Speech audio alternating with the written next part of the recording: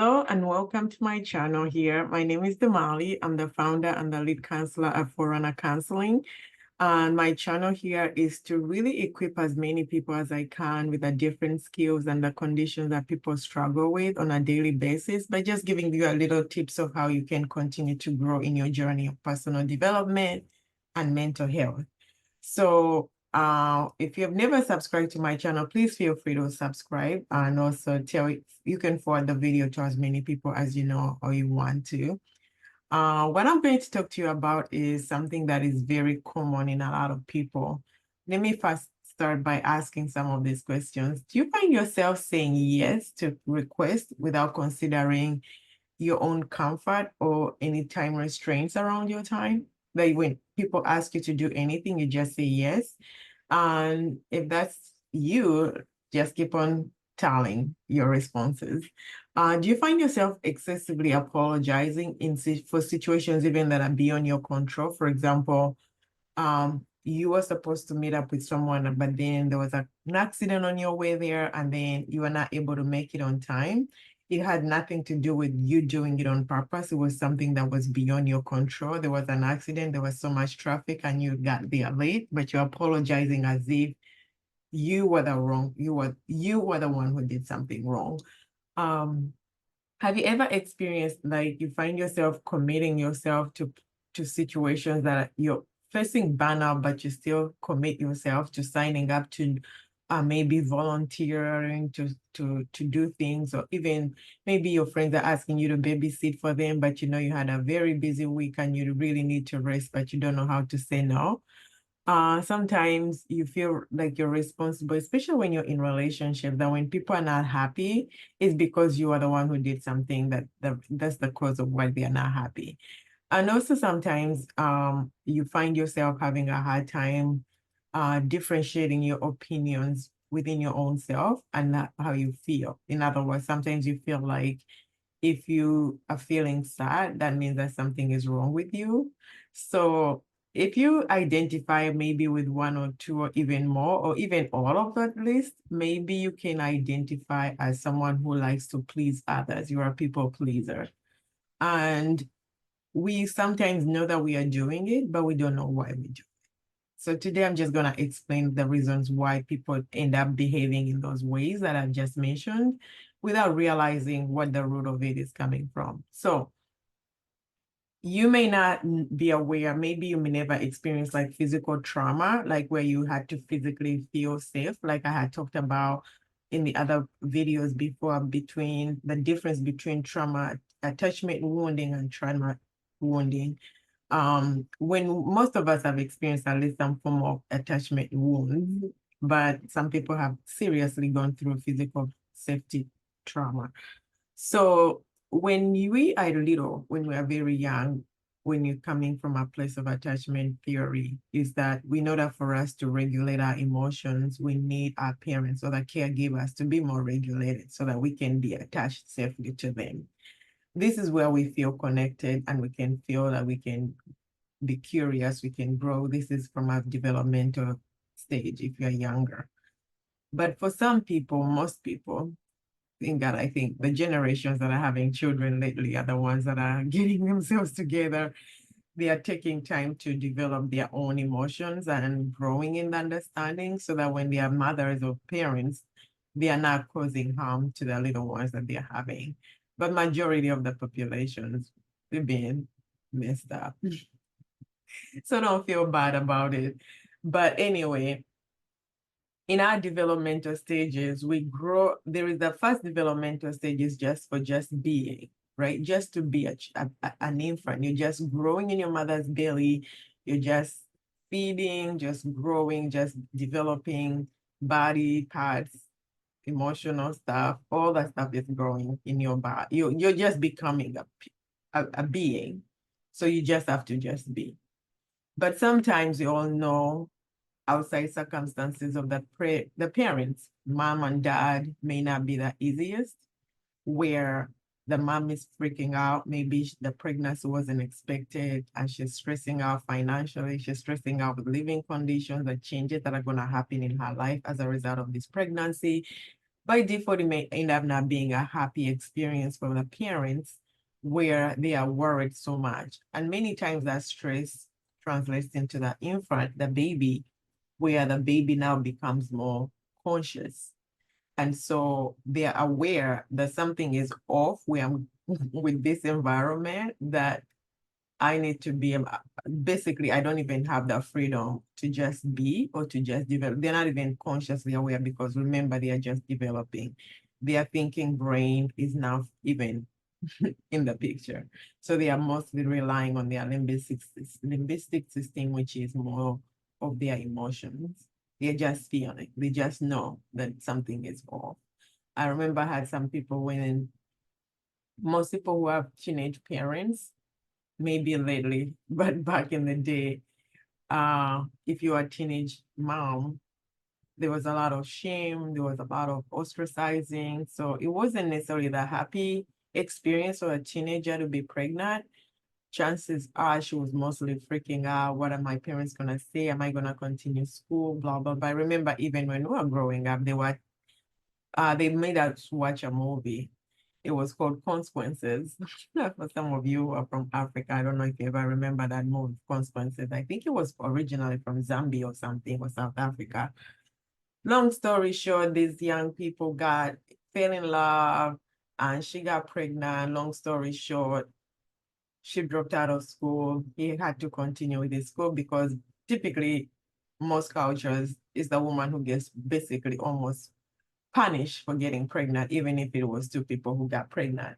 But anyway, and so in that movie, they were basically trying to convey the message to us as girls that the consequences of having sex is that you're going to get pregnant when you're young. So don't even try. They're scaring you out of getting pregnant instead of maybe that the only way they knew at the moment, at the time.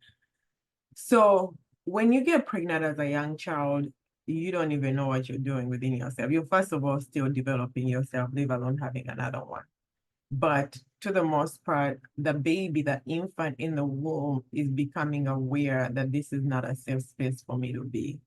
So because of our differences in our temperament, I mean, for those of you that have never done your temperament, you can feel free to reach out to me so I can help you know what your temperament is. Your temperament is your natural born propensity, your natural born inherent tendency to gravitate to certain environments. You thrive in certain environments, like so it's measured in how you socialize, how you make decisions, and how you express affection. And so your natural bend, I usually use the analogy of fruits. Like if you plant a mango tree in the middle of the winter, what's going to happen to the tree? Not because there's anything wrong with a tree, it's just that the environment is not conducive for it to thrive. So in our natural born tendencies, we have different propensities. So there are people who are drawn to being alone, and there are people who are drawn to being around people. So if a person whose natural bent is to be around people and they are coming into an environment where they were not being received or they are not celebrated and showing up, guess what's going to happen? That person is going to try to figure out a way to fit in because naturally they know something is wrong here, but I need to figure out a way to fit in. And sometimes as they are developing, they realize that in order for me to connect, I need to make the parent happy. And sometimes, now I started off from prenatal, meaning that if the parents were not prepared to have the child may become aware that this environment, this home that I'm being birthed into is not safe for me. And so if the parents are continuously stressing, the child starts to realize that, oh my gosh, they don't have enough room for my being. My existence doesn't have room here. And that means that I have to figure out a way to survive. Now, parents don't need children, but children need parents. Children need parents because they can't regulate themselves. They cannot soothe themselves. They cannot comfort themselves. They need caregivers. They need their parents to do that. So if a parent is stable, mostly emotionally, they are able to co-regulate the baby. But if they are not, then the baby is going to freak out because they don't know if they're going to be okay. Have you ever been in a situation where you feel like if something doesn't, maybe a scary situation, like almost a car crash where your life could have ended, that feeling of almost dying, that's how the baby would feel. Like, I don't think I will be okay. So when they cry, it feels like bloody murder because that's their reality and how they are feeling. That I don't think I'll be safe. I don't think I'll be okay. So as they start to grow in their toddler ages, in their younger ages, and they feel like they are not being connected, they are not attaching with their parents very safely, they start to figure out a way to fit in. And that's where they do things to make the parent happy. And in that behavior, they lose themselves because now they have to pay attention to the parent. What makes the parent happy? What makes the parent joyful? What makes the happy smile at me? They are looking for safe connections and they're not getting it voluntarily. So they are coming up with ideas, and that's where they are try to make the parent happy. They observe. So they by default they tend to observe more of the parents or the caregivers they have. They pay more attention to them. They observe them, they study them, and then they start to comply. They start to behave in ways where that parent will be happy so that they themselves will be okay. So for those of you that are consistently seeking validation on the outside, the root of that need did not necessarily come from the current situation or the current moment. It mostly came from growing up at a very young age where you realize that there is no safe place for you. I've had people who have ended up in positions of just a habitual lying, not because they want to lie, but because their existence depended on someone else being okay with them. So they will have to tell that person whatever is going to make them happy because their existence depended on them. Now, for people who are familiar with their temperaments, we have a temperament called supine. A supine temperament feels always apologetic. They feel like they are wrong for existing because they feel like they're an inconvenience, they are a brother. And when they are in love with relationships and marriages, they feel like, why would that person choose to be with me? Because I'm not lovable. I'm not worthy of love, right? And so imagine if that's their natural bend, and then they experience factual experiences where the parent did not love them, did not tend to them, did not create space for them to feel like they were accepted and they are loved and they are valuable. They're always wondering, why would you be with me? Why would you want to hang out with me? Why would you marry me? Why would you want to? That question is like a constant question that they have because it doesn't make sense. Why? Why do you want to be with me? Why are you with me? If you're with me, why? And so for those of you who are in relationships with people like that, be patient with them and be curious to understand what their stories are, because their existence depends on what other people are doing. Right. And so they are constantly needing that assurance that I love you because I love you. I love you because I love you because you're you, because they don't believe that they can receive that unconditional love. And so when it comes to people pleasing, it's not, it is almost, it's like a trauma response to attachment needs. A child feels powerless. They feel like they cannot, the adult is too grown. Like, you have to imagine when you're like 5 years old or 2 years old, the grown up look like a giant. Their legs are up there. You have to look up them from up there. And so they feel powerless. And sometimes even the temperament for people who are phlegmatics, they don't have the energy to fight. They're just gonna just turn inward and just let things go as they go because they don't have it in them. So I'm saying this to say, for those of you that are struggling with people pleasing, you probably don't have, you look at yourself from the worst case scenario, low self-esteem, you don't basically always apologizing for existing. Why am I even breathing? Because I'm sucking up everybody's air. I'm the problem. When things go wrong, I am the problem.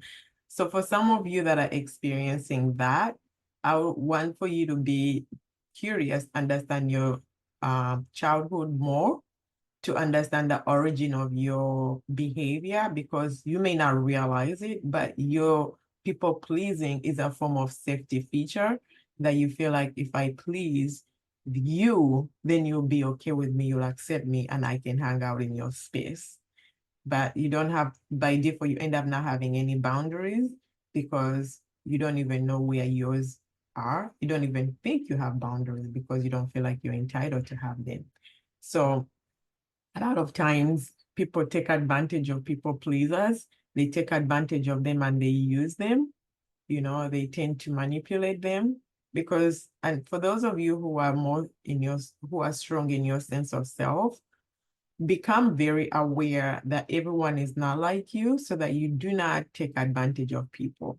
You have to be very cautious. And this is, I think, for me, something that I actually had to be mindful of. When I hang out with people who are very gentle spirited, usually they are tender hearted because they are very sensitive to other people, meaning that if you're not okay with me, I'm not gonna be okay. So I need to protect me by at all costs.